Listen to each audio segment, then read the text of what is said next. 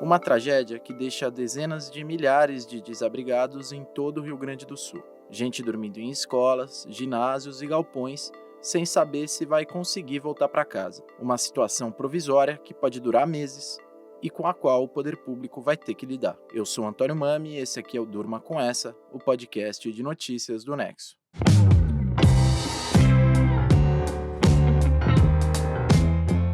Olá, eu sou a Aline Pellegrini e estou aqui com o Antônio para apresentar esse podcast que vai ao ar todo começo de noite, de segunda a sexta, sempre com notícias que podem continuar a ecoar por aí. Terça-feira, 14 de maio de 2024. Mais um dia em que os moradores do Rio Grande do Sul lidam com os impactos da maior tragédia ambiental e humanitária da sua história. A capital Porto Alegre registrou a manhã mais fria do ano, enquanto viu as águas do Guaíba subirem rapidamente e formarem ondas sobre o grande território da cidade inundado pelo lago. Hidrólogos estimam que pode levar até 30 dias para o nível da água baixar. As chuvas atingiram 450 dos 497 municípios gaúchos. A Defesa Civil já conta cerca de 150 mortos e dezenas de desaparecidos, num desastre que afetou mais de 2 milhões e 100 mil pessoas.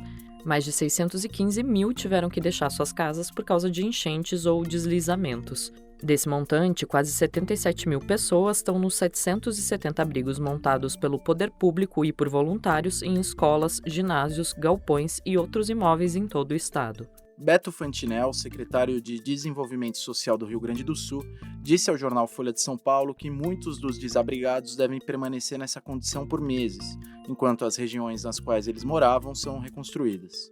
Alguns dos abrigos chegam a ter até 8 mil pessoas. Teve cidade que ficou inteiramente submersa, como Eldorado do Sul, na região metropolitana de Porto Alegre, e cidades que até hoje não se recuperaram de enchentes que aconteceram em 2023, como as do Vale do Taquari, onde ainda tinha gente morando em abrigo quando as chuvas começaram a transbordar os rios meses depois, em 2024. O governo do Rio Grande do Sul fez um censo nesses locais e constatou que 22% dos desabrigados são crianças e adolescentes.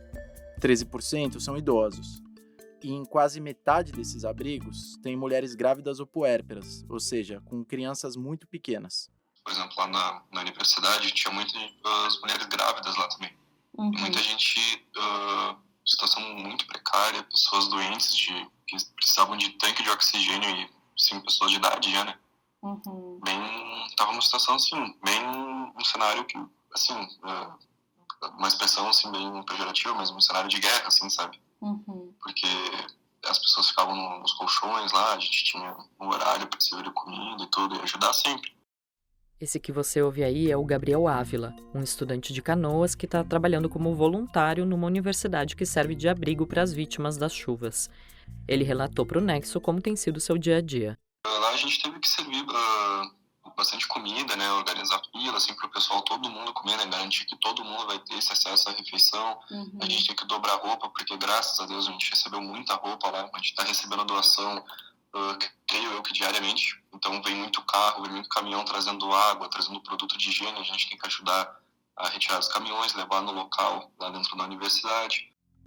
Para funcionar, os abrigos precisam de um abastecimento contínuo de água potável, alimentos e materiais de limpeza e de higiene. Colchões e cobertores também são itens de primeira necessidade. Além disso, esses lugares também têm demandado um número cada vez maior de profissionais de saúde e de segurança para atender a população.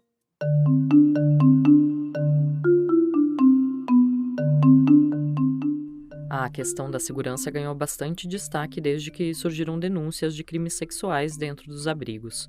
A Polícia Civil Gaúcha prendeu os suspeitos de práticas como tentativa de estupro, assédio sexual, abuso de vulnerável e importunação sexual. Uma promotora ouvida pela BBC Brasil afirmou que os relatos mostram relações conjugais entre meninas muito jovens e adultos, algo que a lei enquadra como estupro de vulnerável. Casos que, segundo ela, não foram causados pelo abrigo, mas que já existiam antes e foram expostos aos olhos de pessoas de fora daqueles núcleos familiares.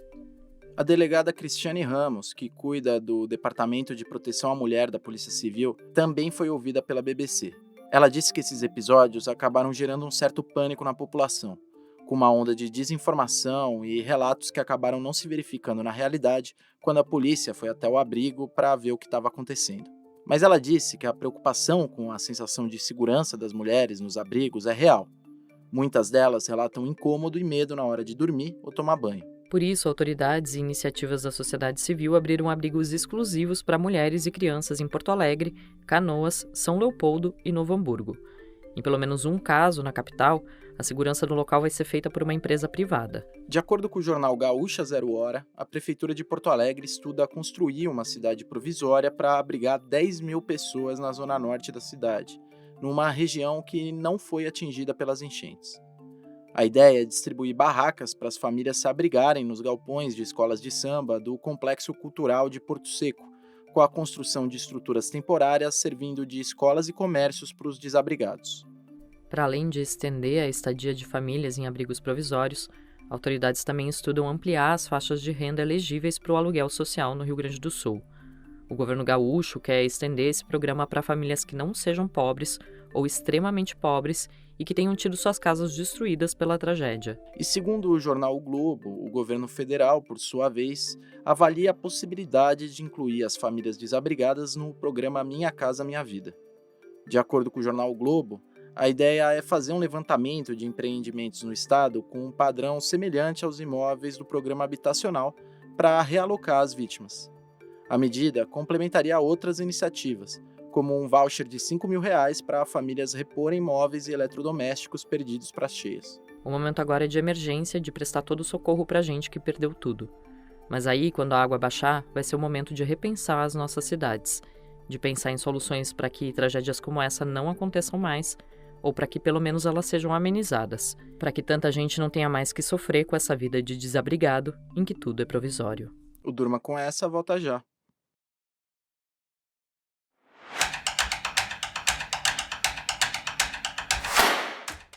Nessa segunda-feira foi publicada a ata da reunião do Copom, o Comitê de Política Monetária, que decidiu reduzir a taxa básica de juros no Brasil de 10,75% para 10,5%, uma redução, portanto, de 0,25 ponto percentual. Essa decisão desacelerou o ritmo de cortes de juros no país, como explicou Marcelo Rubissec num texto que ele escreveu aqui pro Nexo. Marcelo, por que o Copom botou o pé no freio?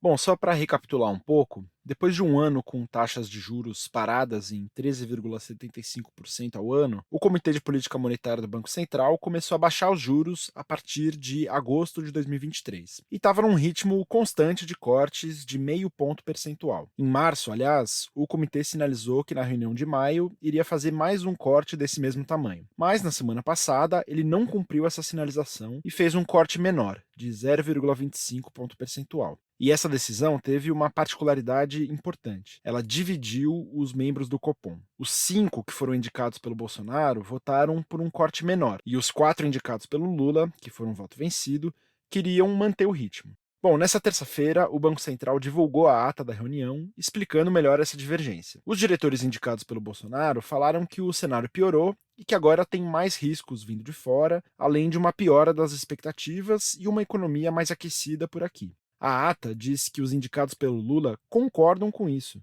só que acharam que poderia ter um custo de reputação para o Banco Central ao não cumprir a sinalização da reunião anterior de março. E essa votação dividida pode dizer alguma coisa sobre o futuro do Banco Central? Bom, a gente precisa lembrar que desde 2021, quando foi aprovada a autonomia do Banco Central, os diretores e o presidente têm mandatos fixos.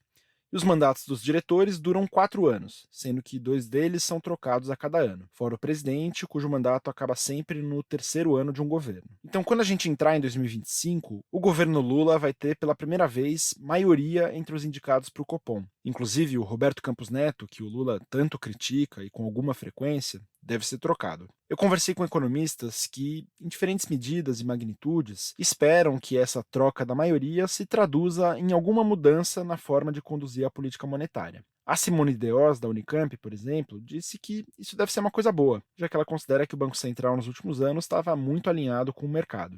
Já a Juliana Inhas, do INSPER, e o Marcelo Kfouri Moinhos, da FGV, falaram que tem algum risco de o Copom ficar um pouco mais tolerante com a inflação.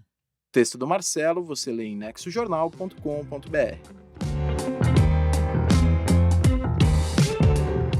Dos desabrigados pelas enchentes no Rio Grande do Sul, a divisão no Banco Central, durma com essa.